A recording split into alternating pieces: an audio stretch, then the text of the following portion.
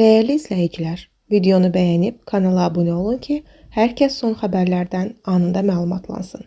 Bakıda 40 yaşlı qadın qətlə yetirilib. Xəbər verilir ki, öldürülən qadın Biləsuvar rayon sakini 1986-cı il təvəllüdlü şəxsdir. İlkin məlumata görə onun qətlində əri şübhəli bildirilir. Mərhumun nəşi doğulduğu Zəhmədabad kəndinə aparılıb. Faktla bağlı araşdırma aparılır. Xalq artisti Niyamətli Musayevin qızı Röya gözlənilməz addım atıb. Xəbər verilir ki, o Qumralın icazəsiz oxuduğu Niyamətli Musayevə məxsus Dünya Sənin, Dünya Mənim mahnısını musiqi platformalarından sildirib. Bu haqda Röya tarixin bir günü verilişinə zəng açaraq özü məlumat verib. Daha sonra canlı yayıma zəng edən müğənni Qumral bildirib. Səhər gördüm ki, mahnı silinib. İnanmadım ki, bunu Niyamətli müəllim edər. Çünki hamı bilir ki, bu onun mahnısıdır. Hamı kimi də mən də oxumuşam. Düşündüm ki, mənə heç nə deməz.